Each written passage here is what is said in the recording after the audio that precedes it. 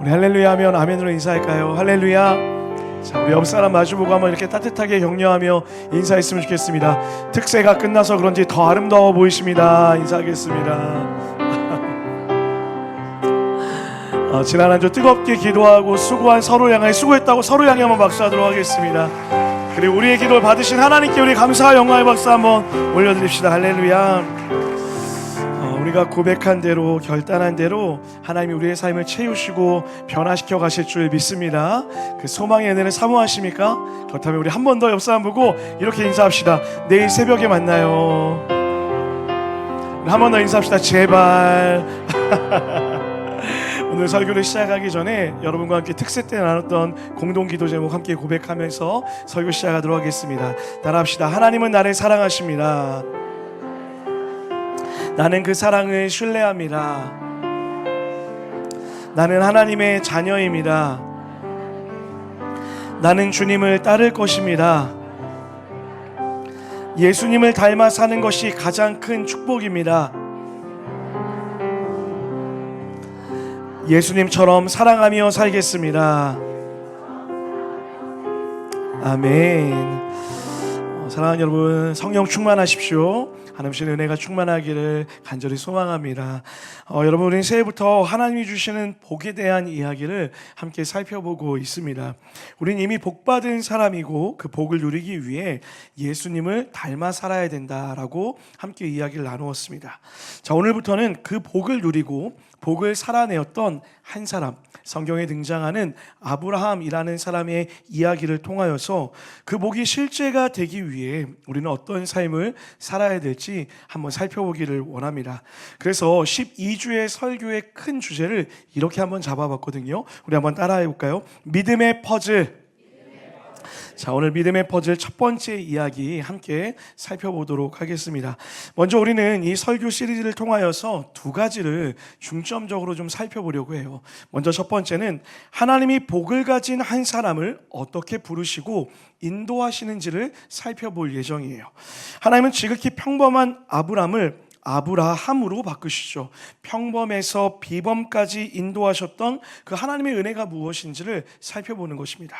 반대로 우리의 측면에서는 우리는 그렇다면 하나님의 인도하심을 어떻게 보고 따라갈 것인지, 아브라함이 걸어갔던 그 인생의 여정을 통해 우리도 그 길을 따라가는 시간을 가져보도록 하겠습니다. 자, 오늘 우리가 첫 번째로 살펴볼 내용은 이것인데, 우리 화면 보면서 다 같이 한번 읽어보도록 하겠습니다. 시작. 부족함은 완성의 필수 조건입니다. 우리 창세기 11장 31절과 32절도 이어서 같이 한번 읽겠습니다. 시작. 데라가 그 아들 아브라함과 하란의 아들인 그의 손자 롯과 그의 며느리 아브라함의 아내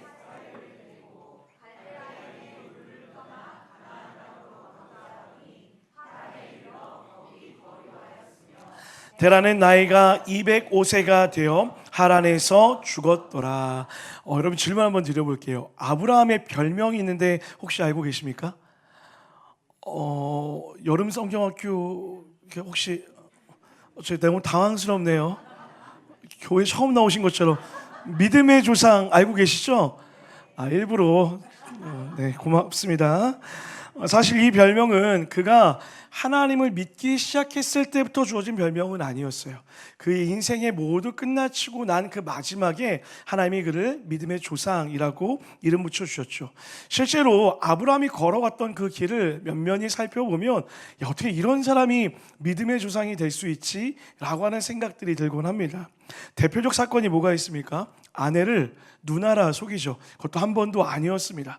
만약 제가 저희 아내를 누나로 속이고 있었다면 저는 이 자리에서 설교할 수 없을 거예요. 그 두려움이 아직도 제 안에 갑자기 찾아옵니다. 이렇게 아브라함은 어떻게 이런 생각을 하냐 싶을 정도로 이상한 행동과 이상한 생각들을 많이 했습니다. 제가 설교를 준비하면서 하나님 속으로 꽤나 고생하셨구나라는 생각들을 할 정도였습니다. 그러면서 제가 발견한 중요한 사실이 한 가지 있는데, 하나님이 아브라함을 선택하시고 아브라함을 부르신 이유가 그가 대단한 사람이어서, 또한 대단한 능력이 있기 때문에, 또는 하나님이 쓰시기에 괜찮은 사람이었기 때문에 그를 부르신 것이 아니었다라는 거예요. 자, 오늘 본문을 보면 하나님이 아브라함을 처음 부른 장면 같지만 사실은 이미 한 번 하나님이 그를 먼저 불렀던 기록이 기록되어져 있어요. 그것이 바로 우리가 방금 읽었던 창세기 11장 31절의 내용입니다. 데라가 그 아들 아브라함과 하란의 아들인 그의 손자 롯과 그의 며느리 아브라함의 아내 사레를 데리고 갈대아인의 우르를 떠나서 가나안 땅으로 가라라고 하는 하나님의 첫 번째 명령이 있었습니다.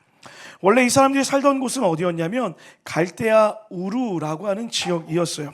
더 크게 보면 메소포타미아에 속해 있었는데요, 하나님은 그곳을 떠나 이들에게 가나안으로 가라라고 이렇게 명령하셨습니다. 자, 그럼 오늘 시작될 12장의 이야기는 어떤 이야기가 나와야 순서에 맞습니까? 가나안에 도착하여서 어떤 삶을 살았는지, 가나안에서 어떤 이야기가 있었는지 그 삶의 이야기가 나오는 것이 맞는데, 오늘 11장 31절에는 뭐라고 되어 있죠? 하란에 이르러 거류하였으며 라고 이렇게 기록하고 있어요. 다시 말해 이들이 가나안에 도착하지 못했다라는 거예요.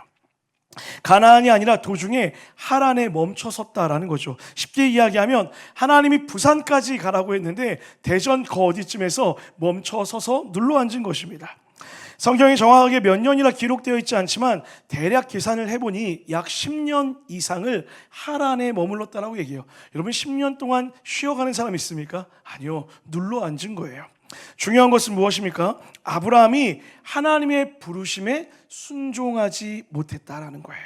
실패했다라는 거예요. 아브라함은 멈춰 섰습니다. 하나님의 부르심과 약속을 중간에 내팽개쳐 버렸다라는 것이죠. 아마도 약속대로 가나안으로 여정을 시작했을 거예요. 그런데 걸어가다 보니 이게 아닌 것 같은 거예요. 질문했겠죠. 하나님, 정말 가나안 맞습니까? 제가 여기를 떠나는 게 맞아요? 가나안까지 내가 갈 수 있는 것은 맞습니까? 하나님, 가다 보니까 안 될 것 같아요. 저 하란이 보이는데 저기서 잠깐 멈춰서서 고민 좀 해볼게요 라고 하고 하란에 멈춰선 거예요. 불만인지 두려움인지 알 수 없지만 결국 그렇게 하란에 눌러앉아 버렸습니다. 여러분, 아브라함은 실패했어요. 그리고 너무나 중요한 것은 무엇입니까? 하나님이 그 실패한 아브라함을 오늘 12장에서 다시 부르고 있다라는 거예요. 여러분, 우리는 이 부분에 주목할 필요가 있습니다. 여러분, 은혜가 무엇이라 생각하세요? 여러 말로 은혜를 정의할 수 있지만 은혜는 기회가 다시 주어지는 것, 이것이 은혜일 것입니다. 여러분, 요새 흑백 요리사가 굉장히 유행하고 있더라고요. 보셨습니까? 저 아직 보지 못했는데 너무 보고 싶더라고요. 흑백 요리사 전에 지역별로 나와 음식을 경쟁하던 또 한 프로그램이 있었어요. 한식대첩이라는 프로그램인데요, 제가 우연치 않게 이 프로그램 일부를 보게 됐던 기억이 있습니다. 경상도 대표, 충청도 대표, 이렇게 지역 대표로 나와 대결하는 건데 제 눈길을 끌었던 이유가 무엇이냐면 북한 대표, 평양 대표가 나왔다라는 거예요. 정말 요리를 하는데 전투적으로 하시더라고요. 칼도 정말 인민사상으로 막 이렇게 막 썰어내고 정말 이렇게 막 열심히 하는 것을 보면서 굉장히 인상 깊었습니다. 맛도 정말 독특하고 맛있었던 것 같아요. 그런데 안타깝게도 중간쯤 이 평양팀이 떨어지게 됩니다. 그런데 심사위원이 모여서 회의를 하는 거예요. 이 평양 대표팀이 너무 실력이 좋으니 한 번 더 기회를 주면 좋겠다라고 이야기하고 패자부활전에 기회를 줍니다. 그리고 모든 팀원들이 모인 자리에서 발표해요. 우리 평양 대표팀을 한 번 더 기회를 주기로 했습니다 라고 했더니 거기 있는 사람들이 다 박수를 쳐요. 근데 유독 한 팀만 표정이 좋지 않아요. 어느 팀이었을까요? 평양 대표팀이요. 그들만이 표정이 좋지 않았던 거예요. 그래서 심사위원이 상을 주고도 이상한 표정을 지니 너무나 당황스러웠던 거예요. 그래서 물었어요. 아니, 기분 좋지 않으세요? 왜 그러세요? 라고 이렇게 물었더니 그때 이 사람들이 했던 그 말을 제가 잊을 수가 없어요. 이렇게 얘기하더라고요. 북한은 기회가 없습니다. 북한은 다시가 없어요 라고 이렇게 이야기하는 거예요. 자신의 삶에서 다시 또 한 번의 기회를 얻어봤던 적이 없다라는 거예요. 그러니 기회를 다시 준다는 이 이야기가 너무나도 놀라웠다라는 것이죠. 여러분, 제가 그 이야기를 듣다가 깨달았어요. 은혜가 이런 것이구나. 은혜는 하나님이 우리에게 다시 기회를 허락하는 거예요. 은혜는 다시의 기적이고 한 번 더의 기적이라는 거죠. 하나님 우리를 실패했다 끝이라 말하지 않으십니다. 다시 일어설 수 있게 하는 거예요. 다시 자격을 부여해 준다라는 거죠. 이것이 바로 여러분과 제가 간구하는 하나님의 은혜라는 거예요. 세상은 우리를 실패를 두려워하게 만들고 조금이라도 미끄러지고 넘어지면 안 될 것처럼 우리를 염려하게 만들죠. 그러나 하나님 뭐라 얘기하십니까? 실패해도 돼, 괜찮아, 넘어져도 돼, 걷다 쓰러져도 괜찮아, 내가 다시 기회를 줄 거야, 다시 걸어가게 할 거야. 할렐루야. 하나님이 그렇게 우리에게 기회를 주신다고요. 이것이 하나님의 은혜라는 거예요. 여러분, 우리도 아브라함과 같이 멈춰섬의 기억을 모두 다 갖고 있을 것입니다. 아마도 우리 가운데는 누군가는 반드시 한 번쯤은 수련회나 하나님 앞에 나아가 은혜로 결단했을 거예요. 하나님, 제가 모든 시간, 내 모든 재정, 내 마음을 들여 하나님 나라를 위해 헌신하겠습니다. 주님이 가는 곳이면 어디든지 달려가겠습니다. 그렇게 아멘 하신 분 있습니까? 없습니까? 왜 없는 척해요? 제가 너무 지금 당황스러운데 이 중에 분명 있을 텐데, 있을 줄 믿습니다. 아마 그런 분들이 있을 거예요. 그런데 여러분, 그렇게 부르심을 받았지만 취업도 하고 연애도 하고 결혼도 하고 아이를 키우다 보니 도중에 포기한 사람들, 도중에 멈춰선 사람들도 있을 거라는 거예요. 자본주의 사회에서 나 하나 먹고 사는 것도 힘든데 하나님 나라를 위해 내 것을 드린다라는 것이 얼마나 어려운 줄 알아. 인생의 하란에 멈춰선 것이죠. 꼭 이런 부르심이 아니어도 우리는 매번 멈춰섬을 반복하고 있죠.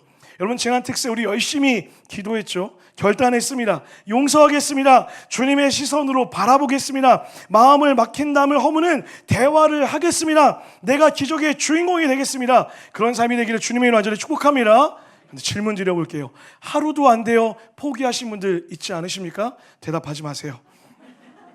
아직은 괜찮은데, 아직까지는 잘 지켜지고 있는데 내일이 월요일이니 내일부터 포기할 예정인 분들 있지 않으세요? 그래서 다시 도중에 포기하고 그냥 너는 내대로 나는 나대로 그냥 그렇게 살아가자, 도중에 멈추고 그 부르심을 팽개치고 살고 있다면 여러분과 저 모두 아브라함, 멈춰선 아브라함이라는 것입니다. 그러나 사랑하는 여러분, 괜찮아요. 하나님은 그런 우리에게 은혜로 기회를 주십니다. 성경은 그렇게 다시 기회를 받은 은혜의 기록들이 너무나 많이 기록되어져 있어요. 여러분, 한 번 더 질문 드려볼게요. 오늘 질문이 좀 많죠. 여러분, 마가복음의 저자 누군지 아세요? 감사합니다. 우리 2부가 훨씬 낫네요. 1부는 이래야 대답을 하던데. 여러분, 이 마가라는 사람 대단한 사람 같죠. 근데 여러분 아십니까? 사도행전에 보면 마가는 바울과 함께 전도 여행을 떠났다 중간에 힘들어서 도망쳤던 사람이에요. 실패한 사람입니다. 그 전도의 여행의 여정이 너무 힘들어서 그만두고 포기했던 사람이 마가라는 거예요. 근데 하나님은 그런 마가에게 기회를 주셔서 이 마가복음을 쓸 수 있는 은혜를 허락하셨어요. 또 여러분, 성경에 배신자 하면 떠오르는 두 명이 있죠. 유다와 한 명 누굽니까? 베드로. 이봐. 천국에서 베드로 형님 아마 속이 뒤집어질 거예요. 1년에 2번 이상은 설교에 꼭 등장해요. 고난주간이면 베드로. 얼마나 많이 등장하는지 몰라요. 실패의 대명사, 배신자의 대명사가 바로 베드로였다라는 거예요. 심지어 여러분, 배신하고 잘 살았습니까? 고향으로 돌아가서 물고기 낚는데 물고기 하나 제대로 낚지 못해서 빈 삶을 살았던 사람이 베드로였다라는 거예요. 집으로 돌아가는 그 발걸음이 얼마나 외로웠을까요? 근데 여러분, 그거 아시죠? 넘어졌던 사람들의 특징은 주변의 사람들의 이야기보다 내 마음속의 이야기가 나를 더 힘들게 해요.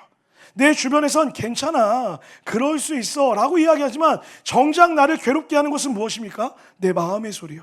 야, 너 또 넘어졌어, 너 또 실패했어, 거봐, 너는 해도 달라지지 않아, 거봐, 또 노력해도 넌 또 넘어질 거야 라고 하는 이야기가 어디서 올라온다고요? 내 마음의 소리에서 올라온다라는 거예요. 그런 실패의 감정을 딛고 있을 때에 하나님은 실패한 베드로를 향하여서, 실패한 마가를 향하여서, 실패한 아브라함을 찾아와서 다시 그 삶의 자리로 부르시고 있다라는 거예요. 그리고 여러분, 제가 설교를 준비하다가 또 놀라운 사실을 한 책을 통하여서 발견하게 됐어요. 여러분, 도중에 멈춰 섰던 것은 인간만이 아니었더라고요. 예수님도 멈춰 섰습니다. 언제요? 십자가요. 하나님의 아들이신 예수님이 인간을 구원하시기 위해 사람으로 이 땅에 오셨죠. 그리고 예수님은 잠시 동안 십자가 위에서 세상적 기준의 실패, 멈춤의 시간을 갖게 되었어요. 그러나 여러분, 그 멈춤의 결과는 무엇입니까? 실패였습니까? 아니요. 사망 권세에 이기고 부활하셨습니다. 할렐루야. 사랑하는 여러분, 기독교는 불멸의 종교가 아니에요. 부활의 종교입니다. 복음은 부활에 대해서 이야기해요. 그래서 여러분, 부활이 있기 위해서 반드시 필요한 재료가 있어요. 뭘까요? 죽음이요. 죽음이 없이는 부활도 없다라는 거예요. 죽음은 실패입니다. 세상적 기준으로 보면 망하는 거예요. 그러나 여러분, 괜찮은 거예요. 왜요? 하나님께서 그 실패를 승리로 바꾸어내셨기 때문이라는 거예요. 실패를 승리의 기쁨으로 바꾸시는 분이 우리 하나님이시기 때문이라는 거죠. 그러므로 그리스도인에게 매일매일의 넘어짐은 매일매일 다시 일어서는 부활의 현장이 될 수 있다라는 거예요. 사랑하는 여러분, 넘어지셨습니까? 괜찮습니다.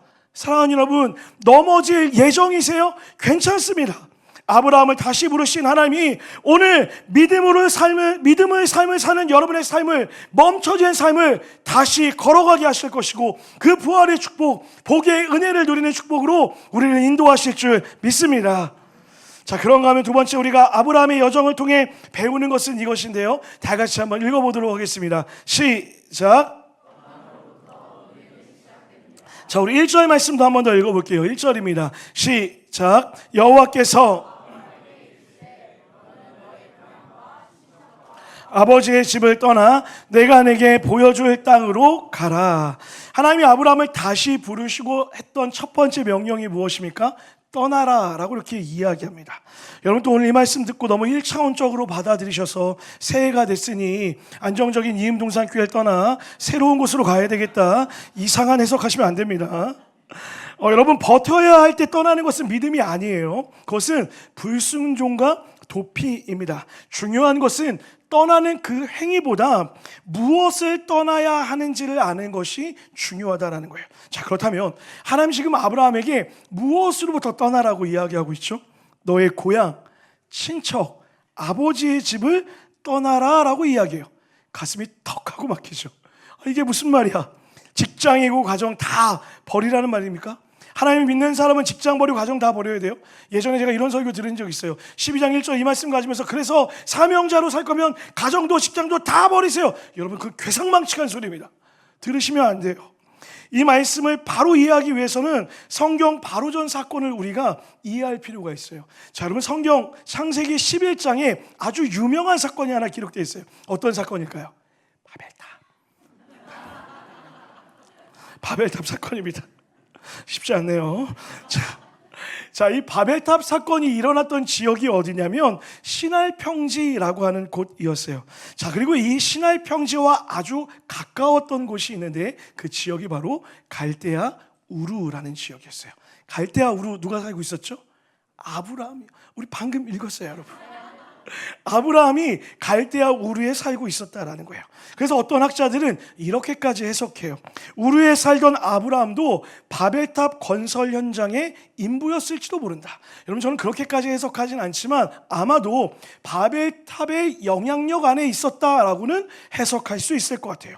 자, 그래서 지금 하나님이 아브라함에게 고향 친척집을 떠나, 그 집을 고향을 떠나라고 하는 것은 명령 그대로, 문자 그대로 가족과 친척을 버려라 라는 의미가 아니라 바벨탑의 정신, 그 바벨탑의 영향력으로부터 떠나야 된다라고 설명하고 있다라고 해석해야 된다라는 거예요.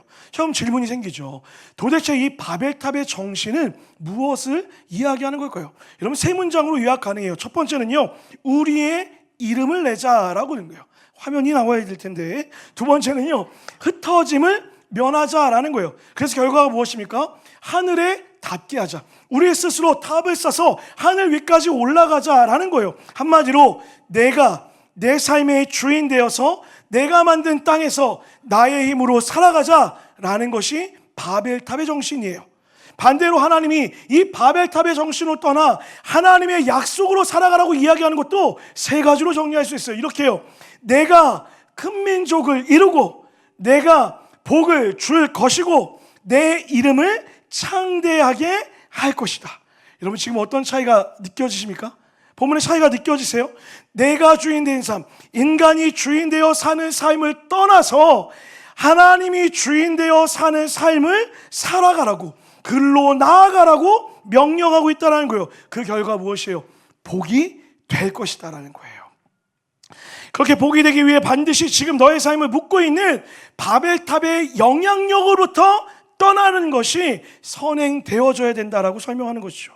사랑하는 여러분, 하나님이 우리한테 무엇인가를 포기하라고, 떠나라고 할 때는 단순히 어떤 것을 빼앗기 위한 것이 아님을 기억하셔야 돼요. 하나님의 명령은 늘 합리적입니다. 그리고 하나님은 우리를 너무나 사랑하세요. 그래서 하나님의 명령을 떠나라 라고 듣기보다는 무엇을 향해 가야 한다 라고 들어야 돼요. 사랑하는 여러분, 마찬가지입니다. 오늘 하나님도 우리에게 복이 되길 원하세요. 사랑하는 여러분, 하나님이 여러분에게 복 주시길 소망하십니까? 그렇다면 우리도 결단해요. 무엇을요? 바벨의 영향력으로부터 떠나야 된다라는 거예요. 바벨탑의 정신, 내가 나 스스로 주인 되어서 내가 나를 보호할 수 있을 거라 생각했던, 내가 울타리 쳤던 나의 인생의 탑들로부터 떠나서 하나님이 명하시는 삶으로 나아가야 된다는 거예요. 그렇다면 질문해 봐야죠. 이 시대를 살고 있는 여러분과 저의 바벨탑은 무엇일까요? 경제도 있을 수 있어요. 재정일 수도 있죠. 그러나 여러분, 오늘 특별히 여러분에게 나누고 싶은 것은 무엇이냐면, 여러분의 삶에 만연한 부정의 생각으로부터 떠나시기를 주의 이름으로 간절히 축복합니다. 여러분, 아프지 않다는 거짓말이라는 책이 있어요. 이 책의 저자는 신체의 건강만큼 우리의 마음의 건강을 위해서 정서적인 위생을 지켜야 된다라고 하는 그런 이야기를 써 내려갑니다. 내 몸이 다쳤을 때 우리가 상처 부위를 잘 돌보잖아요. 그런 것처럼 내 마음이 다쳤을 때도 내 마음의 상처를 잘 돌봐야 된다는 거예요. 그런데 문제는 무엇이냐면, 사람들은 눈에 보이는 상처는 잘 돌보면서 마음의 상처는 돌보지 않고 오히려 그 상처를 내버려 둔대요. 오히려 그 상처 옆에서 상처를 더 키우고 살아간다라는 거죠. 실제로 여러분, 요즘 많은 사람들이 자신의 삶의 근거를 우울과 패배감에 두는 경우가 많아요. 마치 우리가 일과가 마치면 집으로 돌아가듯이 어떤 일이 마치면 내 감정의 집으로 들어가는데, 그 감정의 집에 차여 있는 내용이 무엇이냐면 우울과 실패와 좌절의 내용이라는 거예요. 끊임없이 상실로 내 마음을 고백한다라는 거죠. 그래서 과거의 상처를 곱씹고 또 곱씹어요. 내 안에 지나간 과거의 후회에 발목 잡힌 채 오늘의 기대를 잃어버리고 살아가요. 이런 사람들의 언어의 특징이 무엇입니까? 난 안 돼, 해도 소용없어, 내일이 온들 뭐가 달라지겠어, 그냥 잠이나 자야지, 분명 또 반복될 거야. 절망의 언어들로 가득 차 있다라는 거예요. 사랑하는 여러분, 이것은 오늘 우리가 배운 은혜의 방식이 아니라 바벨의 사고입니다. 무엇입니까? 하나님의 은혜의 바운더리에 있는 것이 아니라 내가 내 스스로를 지키려 하다 보니 지켜지지 않는 삶으로 인한 절망의 방식으로 넘어져 있다라는 것이죠. 오늘 여러분 마음 중에 과거의 상처와 두려움, 우울과 슬픔, 후회와 상실, 그 불안의 생각에 사로잡혀 있는 분들이 있다면 과감히 떠나시기를 주님의 이름으로 간절히 축복합니다. 여러분, 이뿐만이 아니에요. 신앙생활에도요, 바벨의 영향력이 있더라고요. 예를 들면 이런 거예요. 여러분, 만약 이음농산교회에 와서 예배를 드리는 게 너무 만족스러운 거예요. 찬양도 좋고 예배도 좋고 무엇보다 잘생긴 목사가 설교도, 그만할게요. 말씀을 전할 때 너무 은혜로 되는 거예요. 그런데 딱 거기까지만 해야 되겠다라고 생각하는 분들 계십니까? 공동체 안으로는 들어가지 않을 거야 라고 생각하는 분들 있으세요? 왜요? 이전에 받은 상처 때문에 그러지 않으십니까? 그러니 나는 혼자 예배하는 것으로 만족합니다 라고 생각한다면, 여러분은 지금 여러분 자신을 스스로 고립시키고 있지만, 고립시키는 거짓 하란에 머무는 걸 수도 있다라는 거예요. 하나님은 그곳을 떠나기를 원하세요. 여러분 스스로 고립되어 있는 그 자리에서 일어나, 믿음으로 일어나 공동체의 문을 열고 깊이 들어가기를 원하신다는 거예요. 목사님, 그럼 그렇게 들어가면, 공동체에 들어가면 상처 안 받을까요? 이음동산교회는 다를까요? 네, 다릅니다. 안 믿으시네요. 아니요, 여러분, 우리도 문제가 있죠. 이 공동체에도 여전히 문제가 있죠. 하지만 그럼에도 불구하고 우리가 용기를 내서 따라 하나님의 말씀대로 걸어갈 때 하나님이 우리를 지켜주시고, 하나님이 우리를 회복시켜 주시고 우리에게 복의 은혜를 주셔서 그 안에서 다시 살아나는 은혜를 반드시 허락하실 거라는 거예요. 그 은혜를 누리시기를 주님의 이름으로 간절히 축복합니다. 여러분, 이 밖에도 여러분의 가두어뒀던 여러분의 수많은 바벨적 사고들이 있을 거예요. 무엇입니까? 재정이라는 바벨, 인정이라는 바벨, 사랑이라는 바벨, 권력이라는 바벨, 탐욕이라는 바벨에서 과감히 떠나시기를 결단하는 여러분과 제가 되기를 주님의 이름으로 간절히 축복합니다. 자, 그런가 하면 마지막 세 번째는 이것이에요. 우리 화면 보면서 다 같이 한번 읽어보겠습니다. 시작. 믿음의 삶은 퍼즐 한 조각 손에 들고 가는 삶입니다. 자, 우리 앞서 읽었던 1절과 2절 말씀도 다시 한번 읽어보겠습니다. 1절과 2절입니다. 시작.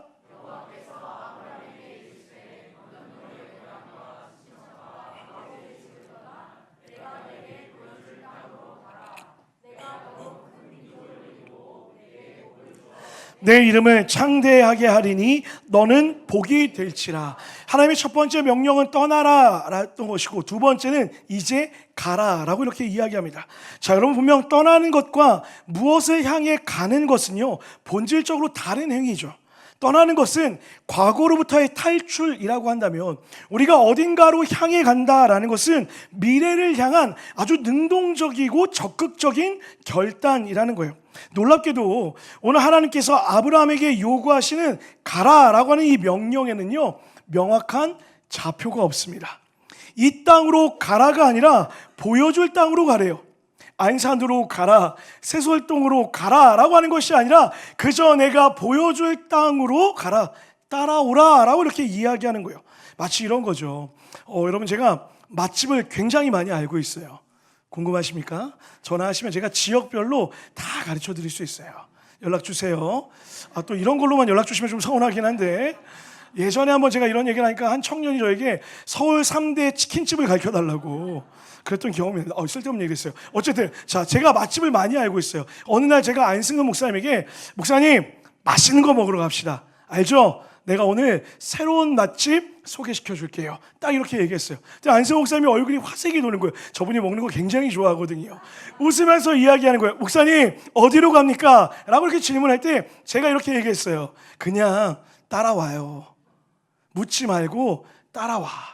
자, 제가 이렇게 얘기했을 때 안승은 목사님 마음에는 두 가지 마음이 공존했을 거예요. 첫 번째, 그거 뭐 어려운 거라고, 그냥 어디라고 좀 말해주면 되지 라는 불편한 마음도 있고요.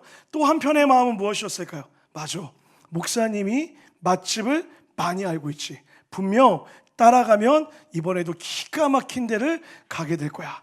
두 마음이 있었을 거라는 거예요. 더 중요한 건 뭔지 아세요? 저는 알았다는 거예요. 왜요? 제가 데리고 갈 거니까.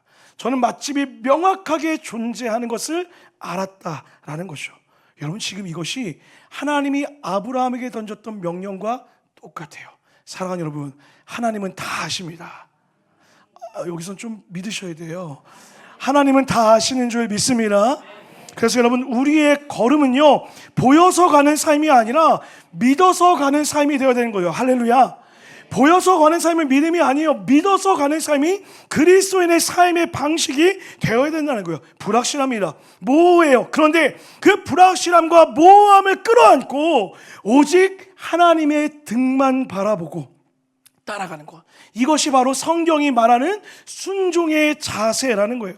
사랑하는 여러분, 우리가 어디로 가는지 알아야겠다는 집착이 우리 믿음의 일부가 되면 우리의 순종의 능력이 위축되어지는 거예요. 히브리서에서 뭐라고 믿음에 정의합니까? 믿음은 바라는 것들의 실상이요, 보이지 않는 것들의 증거니라. 할렐루야.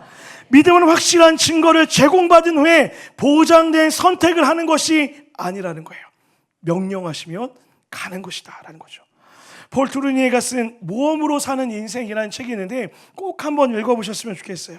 그는 이 책에서 인생의 과정을 신앙의 여정과 연관지어서 설명해주고 있어요.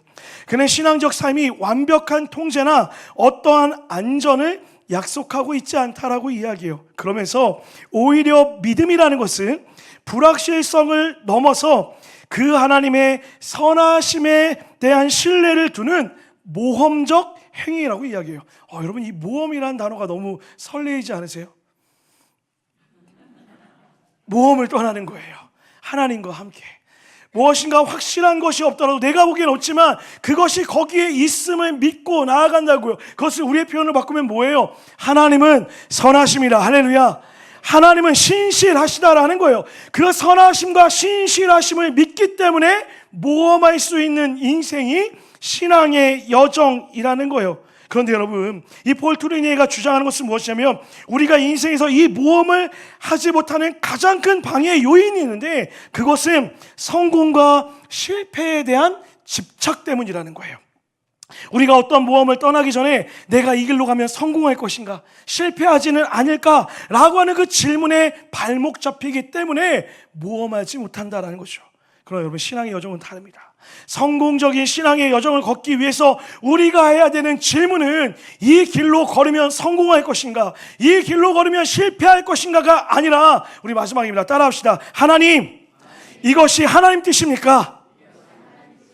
이 질문이 되어야 된다는 거예요. 바꿔 말하면 예수님이라면 어떻게 하시겠습니까? 우리의 질문은 성공과 실패 여부를 묻는 것이 아니라 이것이 주님의 뜻입니까? 이것이 주님이 기뻐하시는 것입니까? 라고 물어야 된다라는 거예요. 왜요? 주님의 뜻대로 걸어가면 그 과정이 실패일지라도 반드시 하나님이 선하게 인도하실 거라는 거예요. 다시 한번 말씀드릴게요. 십자가가 그 증거 아닙니까? 믿음대로 걸으셨어요. 예수님은 믿음대로 걸었어요. 그런데 세상의 실패인 십자가로 나아갔어요. 그러나 하나님은 그 과정은 실패로 끝나지 않고 부활의 영광으로 예수님을 살려내셨던 것처럼 우리의 걸음이 믿음대로 걷다 때로는 넘어지고 때로는 쓰러지고 때로는 실패할지라도 결국 그 끝에는 하나님의 선하심으로, 하나님의 신실하심으로 가장 좋은 것을 여러분과 저에게 허락하실 거라는 거예요. 그럼 우리의 삶은 모험의 삶이 돼야 돼요. 하나님을 따라 보여서 걷는 삶이 아니라 하나님을 믿기에 오늘도 믿음으로 걸어가는 거예요. 그 삶의 끝에 하나님이 우리를 복이 되시겠다라고 축복합니다. 사랑하는 여러분, 이 한 주 또 여러분의 2026년 여러분의 모든 생애가 하나님과 함께하는 모험의 삶이 되기를 주님의 이름으로 간절히 축복합니다. 말씀 마무리하고자 합니다. 그래서 저는 이런 우리의 삶을 다시 이렇게 표현해 보고 싶어요. 우리 화면 보면서 다 같이 한번 읽어봤으면 좋겠습니다. 시작. 퍼즐 조각 하나 손에 들고 가는 인생. 여러분 고백합니다. 표절했어요. 자, 이 표현은 10여 년 전쯤에 우리 이찬수 목사님이 아브라함 설교를 하시면서 썼던 그 문장 그대로 제가 가져왔어요. 10년 전에, 십수년 전에 제가 들었던 이 문장이 얼마나 제 가슴 속에 깊이 남아있는지 모르겠어요. 아브라함의 삶, 그리고 그리스도인의 삶이 퍼즐 한 조각 손에 들고 가는 삶이라는 거예요. 자, 생각해 보세요. 여러분, 인생의 삶은 그림이 없이 그저 걸어가는 삶이잖아요. 그런데 우리의 삶은 하나님이 이미 완벽한 퍼즐판을 만들어 주셨어요. 문제는 뭡니까? 우리에게 퍼즐 한 조각 주시는 거예요. 그리고 그 한 조각 가지고 하나님의 말씀 따라 천천히 걸어가요. 그리고 어느 순간 그 조각이 맞는 인생의 자리에 와서 그 조각을 내려놓으면 이제 하나님이 또 인생의 조각 하나를 들려주시는 거예요. 또 그 인생의 한 조각을 들고 또 열심히 걷다가 또 내려놓으면 또 하나님이 큰 조각을 들려주세요. 그리고 그렇게 퍼즐 한 조각 내려놓으며 순종하며 하루하루를 살아가다 보니 어느 날 하나님이 내 인생에 그리셨던 완벽한 그림이 완성되어지는 것을 보게 된다는 거예요. 여러분, 이런 삶 어려울까요? 쉬울까요? 어렵죠. 퍼즐 한 조각 들고 가는 삶 얼마나 두려웠을까요? 과연 이것이 맞는 것일까? 과연 이렇게 가는 삶에 끝이 있는 것일까? 염려되고 두려웠을 거예요. 근데 여러분, 제가 오늘 이 말씀을 묵상하는데 놀라운 것을 하나 발견하게 돼요. 우리 다 같이 오늘 본문 1절부터 3절까지 말씀을 우리의 고백으로 하나하나 같이 한번 읽어봤으면 좋겠습니다. 다 같이 한번 믿음의 고백으로 천천히 한번 읽겠습니다. 시작. 여호와께서 아브라함에게 이르시되 너는 너의 고향과 친척과 아버지의 집을 떠나 내가 내게 보여줄 땅으로 가라. 내가 너로 큰 민족을 이루고 내게 복을 주어 내 이름을 창대하게 하리니 너는 복이 될지라.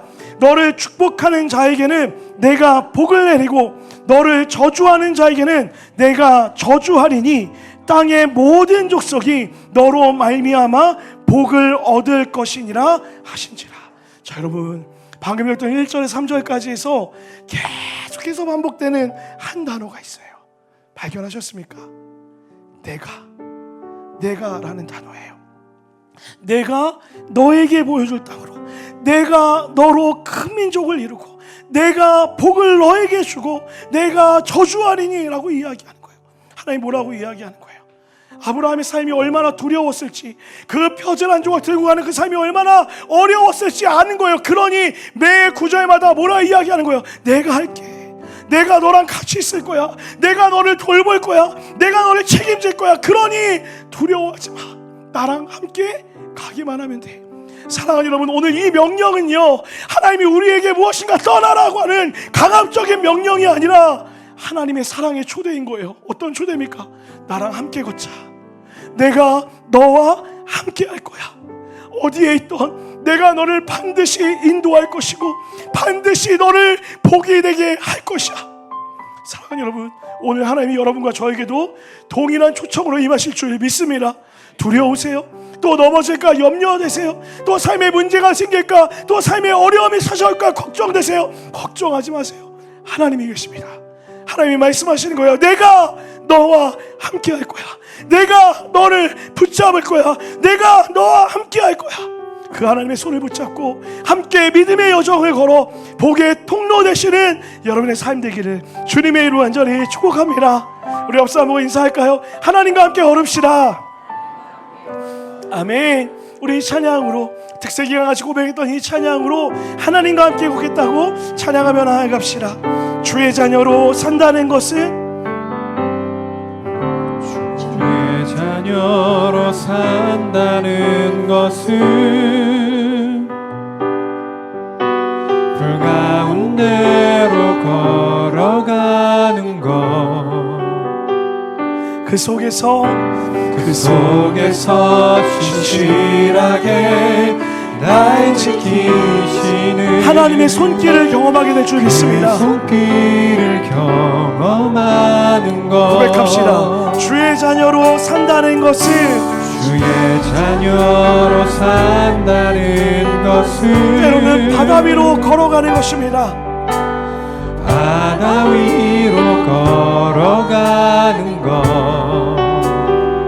내 온몸을 내 덮쳐오는 온몸을 덮여오는 폭풍 속에서 잠잠히 주 바라보는 고백할까요? 것, 때론 불 가운데 불 가운데 휩싸일 때도, 폭풍 가운데 무너질 때도 주님이 우리 곁에 함께 하십니다. 주님 내 곁에 함께 하시네.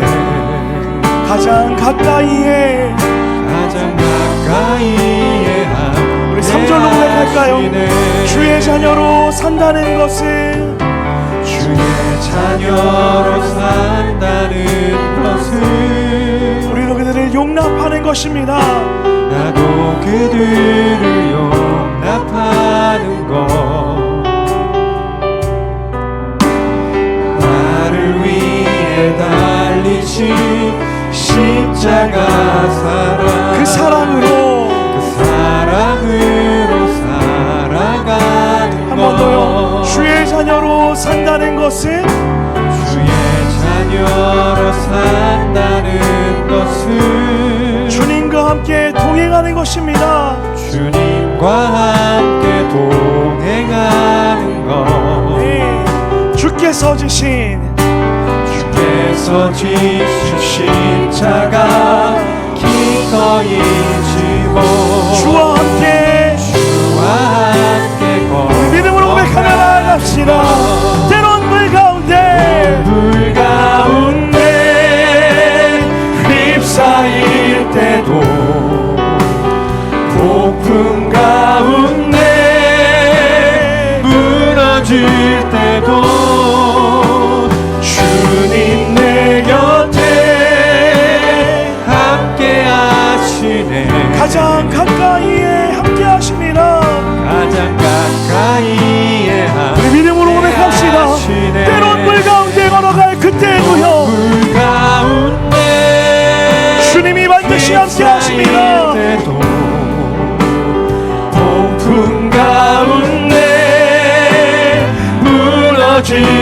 때도 주님 내 곁에 함께 하시네. 가장 가까이서 동행하시는 주님을 찬양합니다. 가장 가까이 우리 한 번 더요.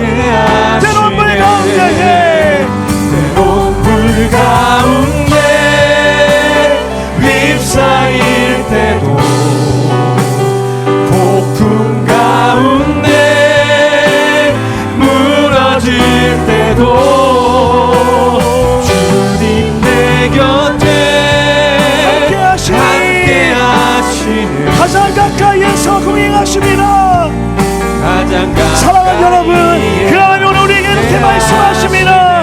사랑한다. 이제 나는 옛사람 아니요 사망에서 건지신 주의 자녀이니 그 한없는 주의 사랑 안에 기쁨을 더 높은 목소리로요 우리와 함께 하신 하나님을 찬양합니다. 이제 나는 옛사람 아니요 이제 나는 옛사람 아니요 아멘. 사망에서 건지신 주의 자녀이니 한없는 주의 사랑 안에 기쁨을 이 시간에 기도합시다. 기도할 때요 하나님을 믿는 믿음으로 내 안에 바벨에서 떠나게 하여 주시옵소서. 하나님의 등만 바라보며 믿음으로 걷는 삶이 되게 하여 주시옵소서라고 이 시간에 믿음으로 결단하며 기도하며 나아갑시다. 기도합시다. 살아계시는 하나님, 내 삶을 인도하심을 믿습니다. 내 삶을 채워가심을 믿습니다. 주의 영과 염려에 안정으로 뛰어나게 하여 주시옵소서. 나를 인도하시는 하나님, 내 삶을 인도하시는 하나님, 옛사람 아니요 사막에서 건지신 주의 자녀이니 나를 보호할 것 같은 거짓된 능력으로 뛰어넘어 하나님의 자녀를 사랑 안에 기쁨으로 사랑한다고 말씀하시는 하나님, 내가 너와 함께하겠다 말씀하시는 하나님, 그 하나님의 은혜가 함께 하여 주시옵소서. 사람 아니요 사망에서 건지신 주의 자녀이니 그 한없는 주의 사랑 안에 믿음으로 한 걸음 한 걸음 걸어갈 때마다 길을 여시며 은혜로 도하시며 생명으로 채우심을 믿사오니 두렵지 않게 하여 주시옵시고 나와 함께 하시는 하나님, 그 하나님의 사랑을 누리게 하여 주시옵소서. 사망에서 건지신 주의 자녀이니 그 한없는 주의 사랑 안에 우리 마지막으로 고백합시다. 이제 나는 옛사람 아닙니다. 할렐루야. 이제 나는 옛사람 아니요 사망에서 건지신 주의 자녀이니 그 한없는 주의 사랑 안에 기쁨으로 걸어가는 목소리로 고백합시다. 이제 나는 옛사람 아닙니다. 이제 나는 선포합시다. 옛사람 아니요 그 바벨의 영향에서 떠납니다. 사망에서 건지신 주의 자녀이니 믿음대로 설 줄 믿습니다. 한없는 주의 사랑 안에 기쁨으로 걸어가겠네. 하나님, 우리는 아브라함 같이, 마가와 같이, 베드로와 같이 매일 넘어지기를 반복하는 작고 연약한 존재입니다. 그러나 하나님, 그런 우리에게 넘어졌다 뭐라 하시며 우리를 꾸짖으시 않으시고 다시 기회를 주시고 다시 걸어가게 하시는 은혜를 허락하심에 감사합니다. 오늘 그 믿음의 약속을 가지고 하나님, 이제 내 삶에 나의 안정감이라 여겼던 그 바벨의 영향력에 떠나 하나님의 말씀대로 주님이 원하시는 대로 살겠다라고 결단하며 나아가오니 우리의 믿음의 걸음걸음마다 하나님의 복의 통로가 되는 걸음 되게 하여 주시옵소서.